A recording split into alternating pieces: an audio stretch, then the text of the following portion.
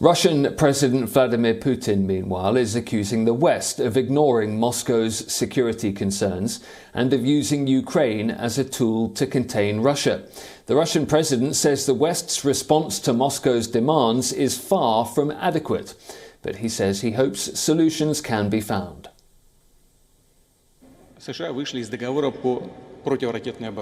Russian President Vladimir Putin accused the U.S. and its Western allies on Tuesday of ignoring Russia's security concerns and deliberately creating a scenario designed to lure Russia into war.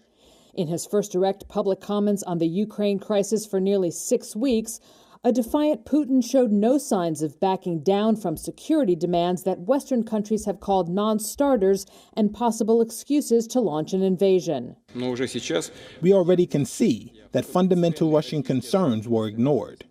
Russia is demanding that NATO halt any further enlargement, bar Ukraine from ever joining the alliance, and pull back forces and weaponry from Eastern European countries. Putin said Washington is not primarily concerned with Ukraine's security, but with containing Russia. That is the problem. In this context, Ukraine is just a tool to reach this goal. It can be reached by various means, by drawing us into a military conflict and making their European allies impose against us those tough sanctions the U.S. talks about today. Russia has massed more than 100,000 troops on the Ukrainian border, and Western countries say they fear Putin may be planning to invade. Russia denies this, but has said it could take unspecified military action unless its security demands are met. Western countries have rushed to show solidarity with Ukraine.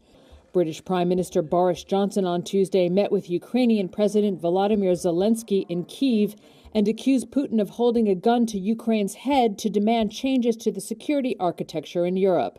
He also warned that any Russian invasion would lead to a military and humanitarian disaster.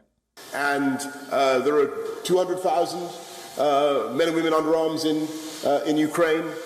They will put up a very, very fierce and bloody resistance. And I think that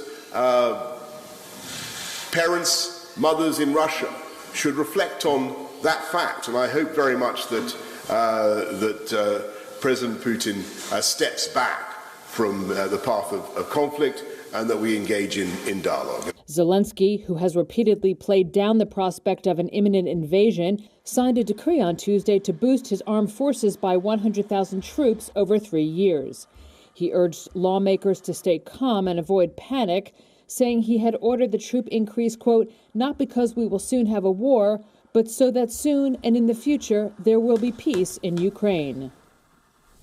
And for more on this, let's go to WION correspondent Stuart Smith, who's filed a report from Moscow.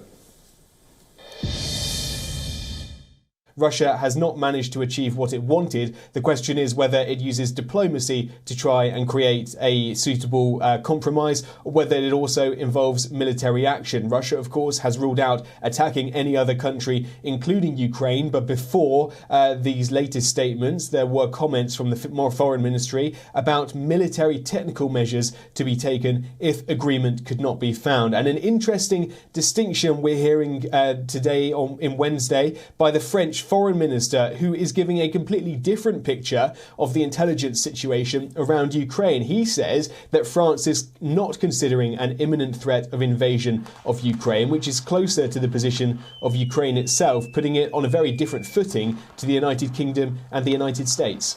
Notably, Ukraine is not in the NATO military alliance. It's not part of the European Union, but both have been offering support, limited, but support in various ways. The European Union offering over $1 billion in funds for Ukraine to help support it during this very tricky time economically. NATO not committing to sending troops to Ukraine, but some NATO countries have sent defensive and offensive military equipment. Poland, the United Kingdom, the United States at the forefront of that. Also, the Eastern European countries have been sending equipment. NATO and the United States countries have ruled out actually helping Ukraine militarily should there be an invasion. But the point of President Vladimir Zelensky is that should Russia enter Ukraine, any other country could be next. And so NATO is taking precautions by moving troops to Eastern Europe, countries like Poland, Estonia, Lithuania, Latvia, which share a border with Belarus. That's notable right now because Russia is undertaking drills with Belarus, and so Russian forces are now close to NATO's eastern perimeter.